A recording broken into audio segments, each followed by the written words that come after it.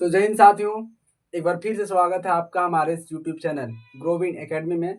और आज का हमारा टॉपिक है ज्योग्राफी का एक पार्ट, एस्ट्रोनॉमी। ठीक है, एस्ट्रोनॉमी को हिंदी में कहते हैं खगोल की या तो फिर खगोल विज्ञान। अब समझते हैं कि एस्ट्रोनॉमी में हम लोग किस चीज़ का अध्ययन करते हैं, किसके बारे में हम लोग एस्ट्रोनॉमी में पढ़ते हैं।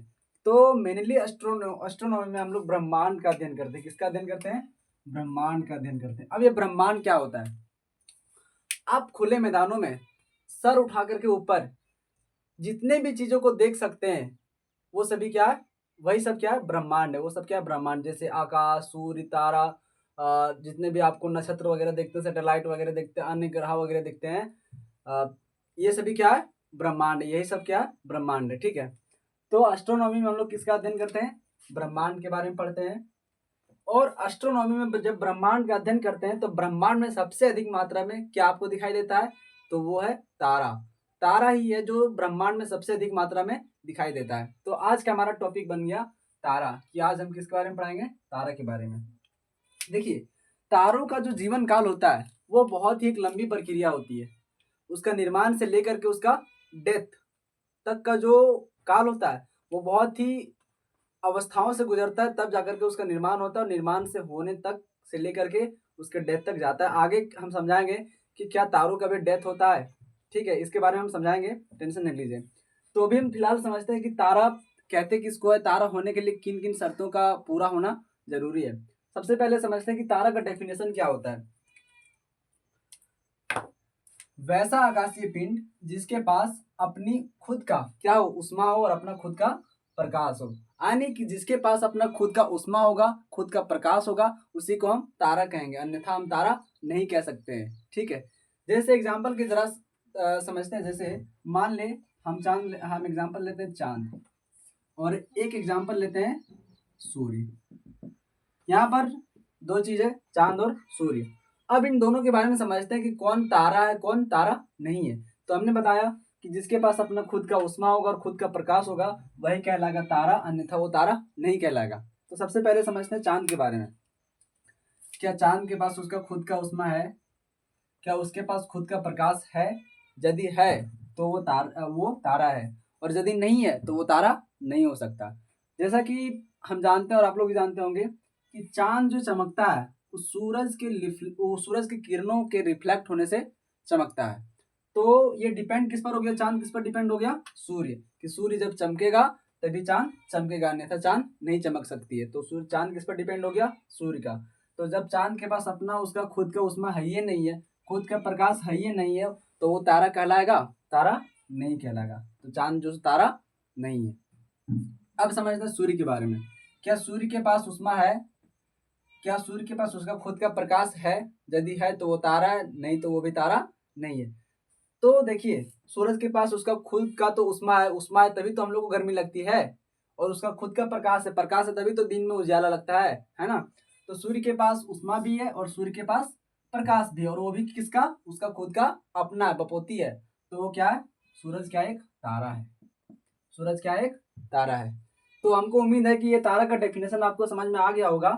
और तारा होने के लिए जो सबसे मेन शर्त है वो क्या है? कि उसके पास उसका खुद का उष्मा होना चाहिए और खुद का क्या होना चाहिए? प्रकाश होना चाहिए। ठीक है, अब हम समझते हैं कि तारा का निर्माण कैसे होता है।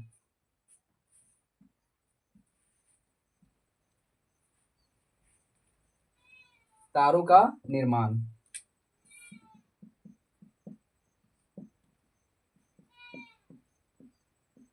तारों का निर्माण।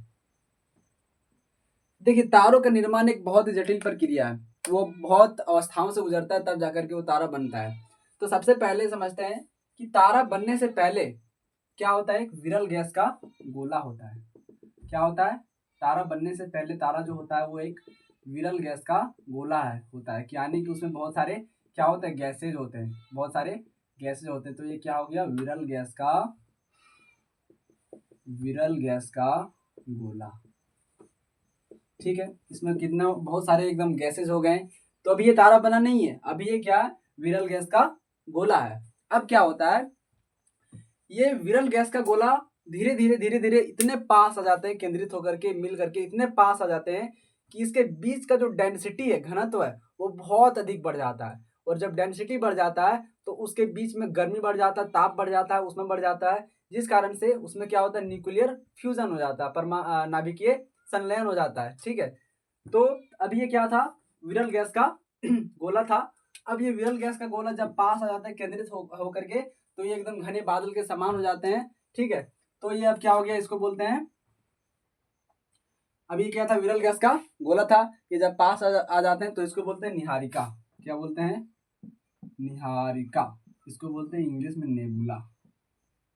आप समझिए ना, मान लीजिए आपको एक छोटे से कमरे में 100-500 आदमी को भर दिया जाए, तो वहां का जो ताप होगा, वहां पर जो गर्मी होगा वो बहुत अधिक मात्रा में होगा। तो ठीक उसी प्रकार से समझिए कि अभी ये तो विरल गैस का गोला था, ये गैस जब बहुत अधिक अपने पास आ गए तो उसके बीच का जो ताप था, उसके बीच का जो उष्मा था, वो क्या हो जाएगा, ऑटोमेटिक बढ़ जाएगा। तो ऑटोमेटिक जब बढ़ गया तो उस स्थिति में फिर ये विरल गैस का गोला किसमें कन्वर्ट हो गया, क्या बन गया, निहारिका बन गया। और इंग्लिश में क्या कहते हैं इसको, नेबुला कहते हैं। जब नाभिकीय संलयन हुआ तो ये क्या बन गया, निहारिका हो गया। ठीक है, अब इसके आगे क्या होता है, इसके आगे फिर इसके जो परमाणु है, गैसेस का जो परमाणु है वो आपस में टकराने लगते हैं, और नाभिकीय संलयन होने के बाद ये क्या हो जाते हैं, विस्फोट होने जाते हैं। फिर यहाँ पर क्या हो गया, नाभिकीय संलयन, नाभिकीय संलयन। और जब नाभिकीय संलयन होता है तो इसका जो उष्मा है, इसका जो उष्मा और प्रकाश, इससे निकलता है क्या, उष्मा और प्रकाश। जब नाभिकीय संलयन होता है तो क्या निकलता है इससे, उष्मा और प्रकाश। दूसरी बात कि नाभिकीय संलयन किन किन परमाणुओं से होता है, तो वो होता है एक हाइड्रोजन से और एक होता है हीलियम से। जब हाइड्रोजन का संलयन हीलियम से होता है तब होता है क्या, उष्मा और प्रकाश बहुत अधिक मात्रा में निकलता है। आप देखते होंगे जब आप दिवाली वगैरह में बम को फोड़ते होंगे तो बम से उष्मा भी निकलता है और कुछ प्रकाश भी निकलता है कि नहीं निकलता। उसी तरह से जब हाइड्रोजन का संलयन हीलियम से हुआ तो क्या निकला, बहुत अधिक मात्रा में उष्मा निकला और प्रकाश निकला। ठीक है, अब जब इसमें नाभिकीय संलयन होता है तो इस टाइम जो इसका टेम्परेचर है वो बहुत अधिक मात्रा में बढ़ जाता है और इसका जो डेंसिटी है वो भी क्या हो जाता है, बढ़ जाता है। जब इसका संलयन होता है तब इसके संलयन का जो निहारिका का जो वजन होता है वो लगभग 1 चम्मच का वजन लगभग 50-60 किलो का हो जाता है। तो आप समझ सकते हैं कि ये तो बहुत बड़े गैसों का गोला है ना। तो जब 1 चम्मच का वजन लगभग 50-60 किलो का होता होगा तो लगभग और सारे वजन इसमें हो सकते हैं, बहुत सारे वजन होंगे कि नहीं होंगे। तो जब इसमें संलयन हुआ तो इसका जो टेम्परेचर हो गया लगभग 1.5 लाख डिग्री सेल्सियस हो गया। ठीक है, समझ गए। अब क्या होता है, नाभिकीय संलयन तो हो गया और इसका टेम्परेचर भी लगभग कितना हो जाता है, लगभग 1.5 लाख डिग्री सेल्सियस हो जाता है। लेकिन 1.5 लाख डिग्री सेल्सियस को पार करके भी इसका जो उष्मा और प्रकाश होता है वो बढ़ जाता है, तो उसको कहते हैं प्लाज्मा। क्या कहते हैं, प्लाज्मा। प्लाज्मा जो होता है वो पदार्थ की चौथी अवस्था, वो ना तो तरल होता है, ना तो द्रव होता है, ना तो गैस होता है, वो क्या होता है, प्लाज्मा होता है। आपने देखा होगा लोहे के पिघले हुए अंश को, वो क्या होता है, प्लाज्मा होता है। हम लोग को जब सर्दी होता है तो हम लोग खखारते हैं, तो खखारने के बाद जो हम लोग थूकते हैं वो भी क्या है, प्लाज्मा है। सर्दी जब होता है तो नाक से जो अपशिष्ट पदार्थ निकलता है वो भी किस अवस्था में होता है, वो भी प्लाज्मा अवस्था में होता है। ठीक है, तो हमने यहाँ पढ़ा कि जब नाभिकीय संलयन हुआ, न्यूक्लियर फ्यूजन हुआ, तो उससे क्या निकला, उष्मा निकला और प्रकाश निकला। और नाभिकीय संलयन किसके द्वारा किससे हुआ, तो हाइड्रोजन का संलयन हुआ हीलियम से। ठीक है, हाइड्रोजन का संलयन किससे हुआ, हीलियम से। जब दो परमाणु आपस में जुड़ करके टूटते हैं तब उसको बोलते हैं परमाणु या फिर नाभिकीय संलयन कहते हैं। ठीक है, नाभिकीय संलयन। और कितना इसका टेम्परेचर हो जाता है, लगभग 1.5 लाख डिग्री सेल्सियस। और ये किस अवस्था में होता है, प्लाज्मा अवस्था में होता है। अब समझिए, तारों का भी जीवन काल होता है। जिस प्रकार से हम लोग का भी जीवन काल होता है, ठीक उसी प्रकार से तारों का भी जीवन काल होता है। और तारों का जीवन काल माना गया है 10 अरब वर्ष। ठीक है, तो ये तो जाहिर सी बात है कि जब तारों का भी जीवन माना गया है, उसका भी जब जीवन है तो एक समय के बाद वो भी क्या होगा, बूढ़ा होगा। और जब बूढ़ा होगा तो धीरे धीरे उसका जो ईंधन है वो ईंधन धीरे धीरे समाप्त हो जाएगा, उसका जो प्रकाश है, उसका जो उष्मा वो धीरे धीरे समाप्त होने लगेगा। ठीक है, जिस प्रकार से हम लोग पहले शिशु अवस्था में रहते हैं, फिर धीरे धीरे छोटा से होकर के बड़ा होते हैं, बड़ा होकर के फिर बूढ़ा आते हैं, फिर बूढ़ा होने के बाद खत्म। उसी तरह से तारों का भी जीवन होता है, कितना होता है, 10 अरब वर्ष। तो 10 अरब वर्ष में ये अपना 5 अरब वर्ष जी चुका है। 5 अरब वर्ष जी चुका है। अब बच गया 5 अरब वर्ष। अब यहाँ पर समझिए, पहले क्या हुआ, तारा जो था वो पहले एक विरल गैस का गोला था, ठीक है। फिर इसके जब गैसेस पास आ गए तब बन गया निहारिका। निहारिका में जब अधिक मात्रा में टेम्परेचर उत्पन्न हुआ, उष्मा उत्पन्न हुआ, तब उसमें उसके जो परमाणु आपस में जुड़ने लगे, टकराने लगे, तब उसमें हुआ न्यूक्लियर फ्यूजन और उससे निकला उष्मा और प्रकाश, और उष्मा और प्रकाश निकला, ठीक है। उसके बाद फिर क्या हुआ, नाभिकीय संलयन किससे किसमें हुआ, हाइड्रोजन का संलयन हुआ हीलियम से, और जो संलयन हुआ वो किस अवस्था में हुआ, प्लाज्मा अवस्था में, ठीक है। अब समझिए, तारे भी बुढ़ा होंगे, है ना, हर समय तो वो जवान नहीं रह सकते, उसमें से 5 अरब वर्ष तो जी चुका है। तो अब क्या होगा, धीरे धीरे उसका जो ईंधन है, उसका जो उसमें प्रकाश है, वो धीरे धीरे अब कम होने लगेगा। जिस प्रकार से हम लोग जवानी में जितना ताकतवर रहते हैं उतना बुढ़ापा में रह सकते हैं, रह पाते नहीं रह पाते, धीरे धीरे हम लोग का जो एनर्जी है, जो बल है, वो धीरे धीरे कम हो जाता है। उसी प्रकार से तारों का भी होता है। अब यहाँ पर 2 कांड होता है, ठीक है। कितने कांड होते हैं, 2 कांड। इसको फिर से मिटा के क्लियर करके लिखते हैं।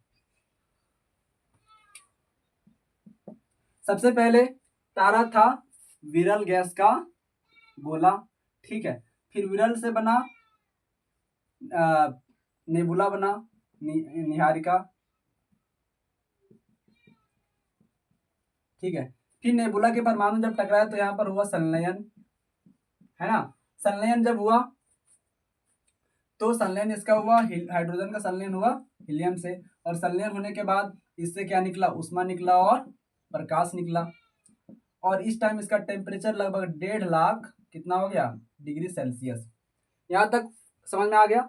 अब देखिए, तारों का भी तो कलर होता है। हम लोग आसमान में देखते रात के समय कितने तारे होते हैं, बहुत सारे तारे होते हैं, कोई सफेद दिखता है, कोई ब्लू दिखता है, कोई रेड दिखता है, बहुत सारे कलर दिखते हैं, ठीक है। तो तारों का भी रंग होता है। तो अब समझते हैं कि तारों का रंग, कितने रंग होते हैं और उसका टेम्परेचर कितना कितना होता है।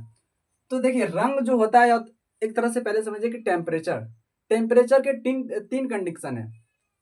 या तो वो बहुत हाई हो सकते हैं, या तो मीडियम हो सकते हैं, या तो फिर बहुत ही लो हो सकते हैं। तो या तो यदि वो उसका तापमान यदि उच्च होगा तब उसका रंग क्या होगा, उसका तापमान यदि मध्यम होगा यानी मीडियम होगा तब क्या होगा, और उसका तापमान जब बहुत ही कम होगा तब उसका जो रंग है वो कैसा होगा।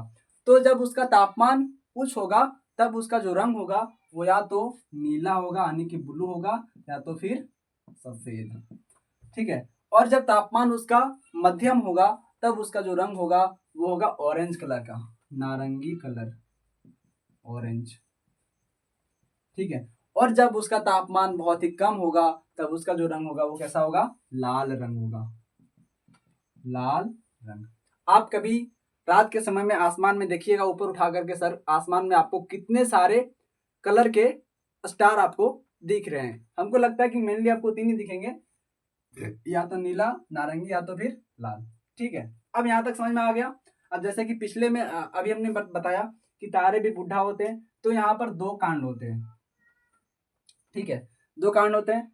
अब यहाँ पर संलयन हो गया। अब क्या होगा कि तारों का जो ईंधन है, उसका जो प्रकाश, उसका जो उष्मा है, वो धीरे धीरे अब कम होने लगेगा। और जब उष्मा और प्रकाश उसका कम होगा तो उसका जो आकार है वो धीरे धीरे बड़ा होने लगेगा, और बड़ा होने के बाद वो क्या बन जाएगा, लाल दानव। क्या बनेगा, लाल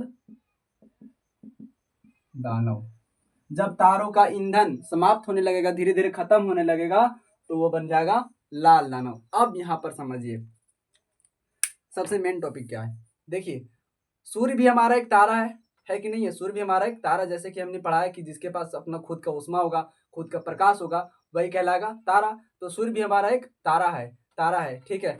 सूर्य भी एक तारा है, तो सूर्य भी तो बूढ़ा होगा, हमेशा तो वो जवान नहीं रह सकता है। और उसका भी उम्र कितना होगा, जब सभी तारों का उम्र माना गया 10 अरब वर्ष, तो सूर्य का भी उम्र कितना होगा, 10 अरब वर्ष। तो एक समय ऐसा आएगा जब सूर्य भी क्या होगा, बूढ़ा होगा। और जब सूर्य बूढ़ा होगा तो उसका भी प्रकाश, उष्मा, उसका ईंधन धीरे धीरे कम होगा। और जब धीरे धीरे कम होगा तो हम लोग का जीवन समाप्त हो जाएगा। कैसे समाप्त होगा, जब इसका उष्मा कम होगा या फिर इसका प्रकाश कम होगा, तो हरे पेड़ पौधे में प्रकाश संश्लेषण की प्रक्रियाएं नहीं होगी। और जब प्रक्रियाएं नहीं होगी तो सभी पेड़ पौधे क्या हो जाएंगे, मर जाएंगे। और जब पेड़ पौधे मर जाएंगे तो हम लोग को फिर ऑक्सीजन कहाँ से मिलेगा, नहीं मिलेगा। तो जब सूर्य बड़ा होगा और बड़ा होने के बाद लाल दानों का रूप लेगा, तब उसका जो ईंधन है वो धीरे धीरे समाप्त होने लगेगा। और जब धीरे धीरे समाप्त होने लगा तो वो अपने नजदीकी के प्लानिट, उसके सबसे नजदीक में कौन सा प्लानिट है, बुध, उसके बाद शुक्र, तो वो दोनों को तो पहले झोंक देगा, पहले वो सबको निकल जाएगा। उसका जो टेम्परेचर आएगा वो डायरेक्ट कहाँ पर आएगा, बुध पर आएगा और शुक्र पर आएगा। वो दोनों को झोंकने के बाद उसका टेम्परेचर कहाँ पर आएगा, पृथ्वी पर, और जब पृथ्वी पर आएगा तो हम लोग का जीवन क्या मत हो जाएगा। ठीक है, तो अभी उतना दूर सोचना नहीं है, अभी तो तारा का 5 वर्ष ही खत्म हुआ है, 5 वर्ष अभी बचा है, तो 5 वर्ष जब तक आएगा तो हम लोग को कितना पीढ़ी खत्म हो जाएगा, है ना। तो वो सब चीज़ का भी टेंशन नहीं है। तो अभी ये समझ गए कि जब तारों का भी अंत होगा तो पृथ्वी पर क्या आ जाएगी, कयामत आएगी। और क्यामत आएगी तो सबसे पहले किस पर, पेड़ पौधे पर। जब फोटोसिंथेसिस नहीं होगा तो क्या होगा, पेड़ पौधे से हम लोग को कहाँ से मिलेगा, ऑक्सीजन मिलेगा, नहीं मिलेगा, तो फिर हम लोग का भी जीवन समाप्त हो जाएगा, है ना। अब यहाँ पर क्या होता है, विरल था, विरल से वो नेबुला, नेबुला से यहाँ पर संलयन हुआ, संलयन होने के बाद यहाँ पर 2 कांड होता है। 2 कांड अभी नहीं होगा, यहाँ पर एक ही कांड होगा कि जब धीरे धीरे तारों का ईंधन कम होगा तो धीरे धीरे उसका आकार बड़ा हो जाएगा, और आकार जब बड़ा होगा तो वो कहलाएगा लाल दानव। क्या कहलाएगा, लाल दानव। अब यहाँ से 2 कांड होता है, 2 कांड होता है यहाँ से, है ना।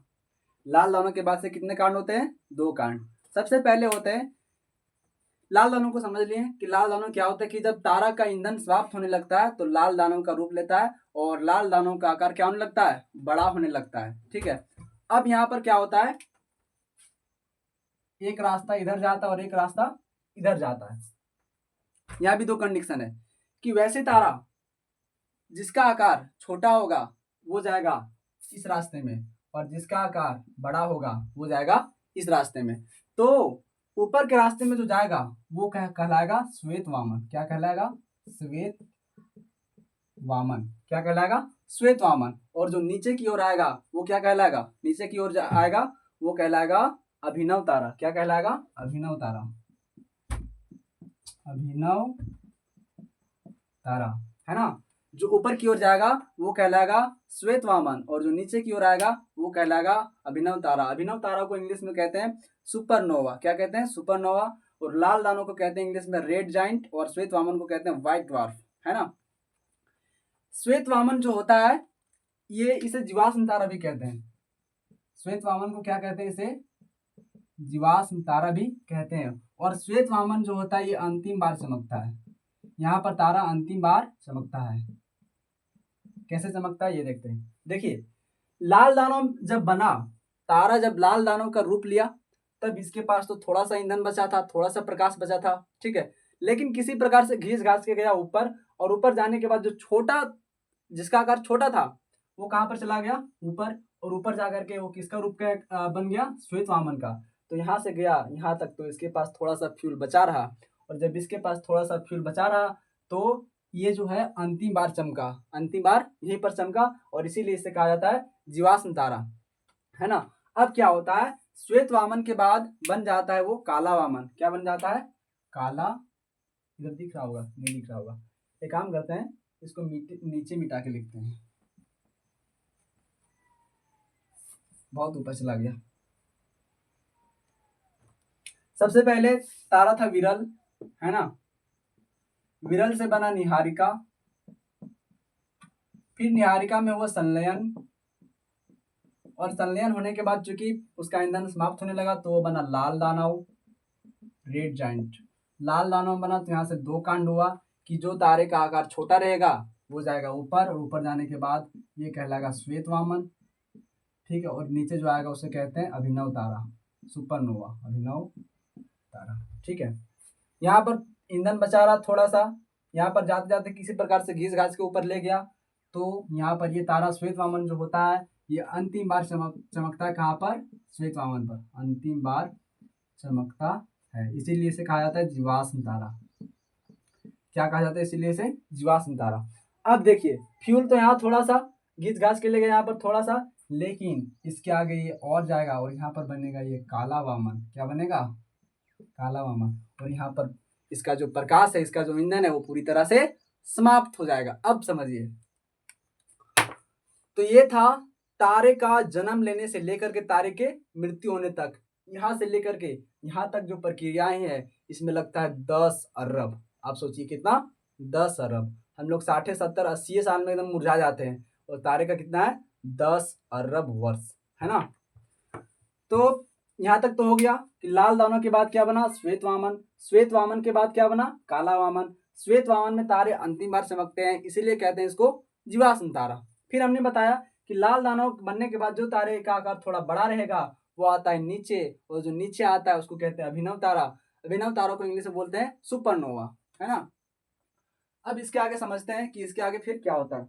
तो हमने समझा कि छोटे तारों का अंत लास्ट में जाकर के कहाँ पर हो जाता है, काला वामन के रूप में अंत हो जाता है। और जो बड़े तारे होते हैं वो नीचे आकर के कहलाते हैं अभिनव तारा, है ना। वो नीचे आकर क्या कहलाता है, अभिनव तारा। और अभिनव तारा में क्या होता है, कार्बन जैसे हल्के पदार्थ होते हैं। अभिनव तारा में क्या होता है, कार्बन जैसे हल्के पदार्थ होते हैं, जो आगे जाकर के फिर भारी पदार्थ जैसे लोहा में परिवर्तित हो जाता है। और जब ये कार्बन जो चूंकि हल्का था, और हल्का था तो धीरे धीरे फिर किसमें चेंज हो जाता है, कन्वर्ट हो जाता है लोहा में। और लोहा जो होता है वो भारी होता है, तो जब लोहा में परिवर्तित हुआ तो इसका जो डेंसिटी था, वो डेंसिटी कह सकते हैं मास, है ना। मास जो था, इसका वजन जो था वो बहुत ही बढ़ जाता है, और बढ़ जाने के कारण अभिनव तारा जो है वो विस्फोट हो जाता है ना। अभिनव तारा क्या हो जाता है, विस्फोट हो जाता है। और विस्फोट होने के बाद फिर अभिनव तारा बन जाता है न्यूट्रॉन में। किसमें बदल जाता है, न्यूट्रॉन में, है ना। तो क्या था कि अभिनव तारा में कार्बन जैसे हल्के पदार्थ थे, जो धीरे धीरे किस में कन्वर्ट हो जाते हैं, लोहा में। और लोहा में जब कन्वर्ट हो जाते हैं तो लोहा चूंकि भारी हो जाता है, और भारी होने के बाद फिर अभिनव तारा का वजन बढ़ जाता है, जिस कारण से अभिनव तारा क्या हो जाता है, विस्फोट हो जाता है। और विस्फोट होने के बाद ये फिर किस में कन्वर्ट हो जाता है, न्यूट्रॉन तारा में कन्वर्ट हो जाता है। अब समझते हैं कि न्यूट्रॉन तारा के बाद क्या होता है। न्यूट्रॉन तारा जो होता है वो विस्फोट के बाद बनता है। और क्या होता है, इसका जो डेंसिटी है, यानी कि इसका जो घनत्व है वो बहुत अधिक हो जाता है, और आकार जो है वो छोटा हो जाता है। अभिनव तारा के बाद बन गया न्यूट्रॉन में, और न्यूट्रॉन तारा बनने के बाद इसका जो डेंसिटी यानी कि घनत्व ये बढ़ जाता है, और इसका जो आकार है वो घट जाता है ना। अब समझिए, जैसे एग्जांपल से समझते हैं। हम लोग मान लीजिए कोई मिट्टी का गोला बनाना है, तो एक यहाँ पर मिट्टी का ढेर रखा हुआ है ना, मिट्टी का ढेर रखा हुआ है। उसको गोला बनाने के लिए इतना उसको दबाते हैं, इतना उसको चपटा करते हैं, इतना उसको घनत्व को मिलाते हैं कि वो एक बन जाता है मजबूत मिट्टी का गोला। तो जब मजबूत मिट्टी का गोला बना, तब उसका जो डेंसिटी है वो क्या हो गया, बढ़ गया। और उसका आकार जो इतना बड़ा था, उसका आकार कितना रह गया, इतना रह गया, है ना। या फिर दूसरी तरीके से समझिए, बूंदिया, हम लोग मिठाई खाते हैं ना, मिठाई का लड्डू। तो मिठाई का लड्डू खाते तो मिठाई बनता है, चूंकि लड्डू बूंदिया से छोटा छोटा रहता है। तो मान लीजिए बहुत सारे यहाँ पर बूंदिया है ना, ठेठ भाषा में बोलते हैं हम लोग बूंदिया। तो ये था बूंदिया। अभी इसका जो डेंसिटी है, घनत्व है, आकार है, वो डेंसिटी नहीं, इसका जो आकार है वो ज्यादा है ना। तो जब इसको मिला करके हम लोग लड्डू बनाते हैं, तो लड्डू बनाने के क्रम में इसको मिलाते हैं और दबाते हैं। तो दबाने के बाद ये एक शेप ले लेता है, गोल शेप। और ये जो छोटे छोटे बूंदिया थे, ये आपस में मिल करके एक लड्डू बन जाता है। और जब लड्डू बनता है तो इसका जो डेंसिटी यानी कि जो घनत्व है वो बढ़ जाता है, और इसका आकार इतना बड़ा से कितना बड़ा हो जाता है, इतना बड़ा हो जाता है। ठीक उसी प्रकार से होता है अभिनव तारा से न्यूट्रॉन में, कि जब अभिनव तारा विस्फोट करता है तो इसका जो घनत्व है वो बढ़ जाता है, और इसका जो आकार है वो कम हो जाता है ना। तो ये था अभिनव तारा विस्फोट किया। विस्फोट होने के बाद ये किस में बन गया, न्यूट्रॉन तारा में। न्यूट्रॉन तारा में जब बना तो इसका जो डेंसिटी है वो अधिक हो गया, और इसका जो न्यूट्रॉन है वो इसका जो आकार है वो कम हो गया। अब क्या होता है, न्यूट्रॉन तारा के बाद फिर ये बन जाता है ब्लैक होल में। किसमें परिवर्तित हो जाता है, ब्लैक होल में। इसका घनत्व जो होता है न्यूट्रॉन का, वो क्या होता है, धीरे धीरे, चूंकि घनत्व तो इसका ज्यादा है ही, तो ये फिर धीरे बन जाता है जाकर के फिर ब्लैक होल में। ब्लैक होल में हिंदी में बोलते हैं कृष्ण विवीर, है ना। सबसे पहले अभिनव तारा जब विस्फोट किया तब बना न्यूट्रॉन में। फिर न्यूट्रॉन किसका रूप लेगा, ब्लैक होल का। अब ब्लैक होल में क्या होता है, ब्लैक होल का जो डेंसिटी है वो भी बहुत हाई होता है। और इसका जो डेंसिटी वो हाई होने के कारण इसमें ग्रेविटी फोर्स भी लगता है। और जब ग्रेविटी फोर्स लगता है तो इसके पास से कोई भी प्रकाश, कोई भी किरण वगैरह ये गुजरने नहीं देता है। और ये क्या करता है, ये जो श्वेत वामन था और काला वामन था, ये जो ब्लैक होल है ये अपनी ओर भी खींच लेता है ना। इसका जो ग्रेविटी फोर्स है वो ज़्यादा है ना, ग्रेविटी फोर्स ज़्यादा है, और इसका जो डेंसिटी है वो भी क्या हो जाता है, ज़्यादा हो जाता है, जिस कारण से इसके पास से कोई भी किरण को भी प्रकाश नहीं गुजर पाता है, और ये क्या करता है, श्वेत वामन और काला वामन को भी अपनी ओर खींच लेता है। अब जरा समझिए, ब्लैक होल, यहाँ ब्लैक होल काहे नहीं बना, जब छोटे तारा का रूप छोटे, जब लाल दानों से जो छोटा तारा था वो गया ऊपर और जो बड़ा तारा था वो आया नीचे, तो सिर्फ बड़े तारों में ही ब्लैक होल का निर्माण क्यों हुआ, छोटे तारों में भी तो हो सकता था, ऐसा क्यों हुआ? तो इसके पीछे दो कारण है, एक पहले समझते हैं। दूसरा सवाल ये भी यहाँ पर बन सकता है कि हम ये कैसे डिसाइड करेंगे कि तारा का जो वजन है, तारा का जो आकार है वो बड़ा होगा कि छोटा होगा, क्योंकि तारा जब का ईंधन खत्म होने लगा तो वो लाल दानव बन गया, और जब लाल दानव बना तो इसका तो आकार पहले से बड़ा हो गया, और जब पहले से बड़ा बन हो गया तो हमने यहाँ बताया कि जो छोटे तारा होंगे वो श्वेत वामन जाएंगे, और जो बड़े तारा होंगे तो अभिनव तारा में जाएंगे। तो इस प्रकार से सभी तारों को तो लाल दानव बनना है ना, ये तो निश्चित है कि सभी तारा लाल दानव बनेंगे। लेकिन ये कैसे हम लोग डिसाइड करेंगे कि कौन सा तारा छोटा होगा और कौन सा तारा बड़ा होगा? तो इसके पीछे जो कारण है, इसके पीछे वैज्ञानिकों के बीच में बहुत अधिक मतभेद था। तभी हमारे भारत से एक आए वैज्ञानिक एस चंद्रशेखर, और उन्होंने क्या बताया, सूर्य के द्रव्यमान को बताया 1.44, कितना बताया, सूर्य के द्रव्यमान को कितना बताया, 1.44, है ना। तो इन्होंने कहा कि वैसे तारे, जो लाल दानव तो बना, लेकिन वैसे तारे जिसका द्रव्यमान सूर्य के द्रव्यमान से ज्यादा होंगे वो बनेंगे, क्या बनेंगे, श्वेत वामन। वो क्या बनेंगे, श्वेत वामन। और जिसका द्रव्यमान, नहीं उल्टा हो रहा है, जिसका द्रव्यमान सूर्य के द्रव्यमान से कम होगा वो बनेगा श्वेत वामन, और जिसका द्रव्यमान सूर्य के द्रव्यमान से ज्यादा होगा वो बनेगा अभिनव तारा, है ना। इन्होंने द्रव्यमान सूर्य के द्रव्यमान को कितना माना, 1.44 माना। तो इन्होंने क्या कहा कि जिस तारे का द्रव्यमान सूर्य के द्रव्यमान से कम होगा वो क्या बनेगा, श्वेत वामन, और उसका अंत आगे जाकर के किसमें होगा, काला वामन के रूप में। और फिर बताया कि जिस तारे का द्रव्यमान सूर्य के द्रव्यमान से ज्यादा होगा वो बनेगा अभिनव तारा, और अभिनव तारा बनने के बाद हमने देखा कि ये न्यूट्रॉन में जाता है, फिर न्यूट्रॉन के बाद ये बन जाता है ब्लैक होल में। किसमें बदल जाता है, ब्लैक होल में। अब यहाँ पर एक सवाल उठता है कि ये न्यूट्रॉन ब्लैक होल काहे नहीं बना, और इसमें भी ब्लैक होल काहे नहीं बना, सिर्फ अभिनव तारा में ही ब्लैक होल क्यों बना? तो इसके पीछे का कारण क्या है, इसको समझते हैं। एस चंद्रशेखर ने बताया कि जिस तारे का द्रव्यमान सूर्य के द्रव्यमान से 3 गुना ज्यादा होगा वही बनेगा ब्लैक होल। बात समझे? इन्होंने पहले बताया कि जिसका द्रव्यमान सूर्य के द्रव्यमान से कम होगा वो बनेगा श्वेत वामन, और उसका अंत होगा काला वामन के रूप में, और जिसका द्रव्यमान, जिसका मास सूर्य के द्रव्यमान से ज्यादा होगा वो बनेगा अभिनव तारा, सुपरनोवा। लेकिन इसमें न्यूट्रॉन से आगे जाकर के क्या बन गया, ब्लैक होल। तो ब्लैक होल यहाँ का नहीं बना, इसी में क्यों बना? तो इसके पीछे उन्होंने बताया कि वैसे तारे जिसका द्रव्यमान सूर्य के द्रव्यमान से 3 गुना, कितना गुना, 3 गुना अधिक होगा वही बनेगा ब्लैक होल, है ना, वही बनेगा ब्लैक होल। और इस खोज के लिए एस चंद्रशेखर को क्या दिया गया, नाभिकीय खगोल भौतिकी में उसको नोबेल पुरस्कार भी दिया गया था, है ना। तो ये था हमारा तारा के बारे में।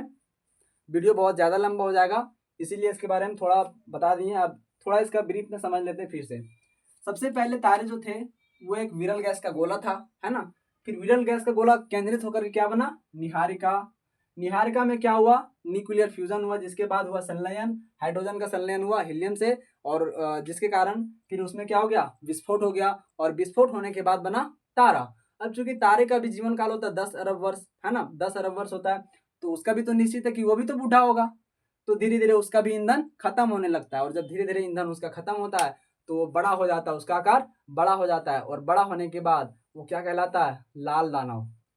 अब यहाँ पर 2 कांड होता है कि वैसे तारा जिसका द्रव्यमान सूर्य के द्रव्यमान से कम होता है वो बनता है श्वेत वामन, और श्वेत वामन में तारा अंतिम बार चमकता है, इसीलिए इसको जीवाश्म तारा भी कहते हैं। और श्वेत वामन आगे जाकर के बन जाता है काला वामन, और काला वामन में तारा चमकने बंद कर देता है, और वहीं पर तारों का जो छोटे तारे हैं उसका जीवन समाप्त हो जाता है। तो सूर्य के द्रव्यमान को कितना माना है चंद्रशेखर ने?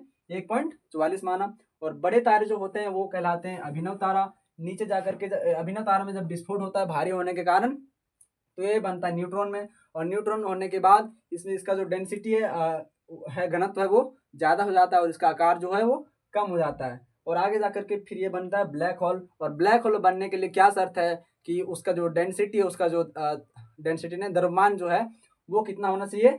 सूर्य के द्रव्यमान से 3 गुना ज़्यादा होगा, तभी वो कहलाएगा ब्लैक होल। और ब्लैक होल के बारे में हम किसी अगले वीडियो में चर्चा करेंगे, उसके बारे में डिटेल में। ठीक है, तो वीडियो बहुत ज़्यादा लंबा हो जाएगा। अब इसके बारे में और जो कुछ भी एस्ट्रोनॉमी का है वो हम लोग अगले वीडियो में देखेंगे। आज के लिए इतना ही, धन्यवाद, मिलते हैं अगले वीडियो में।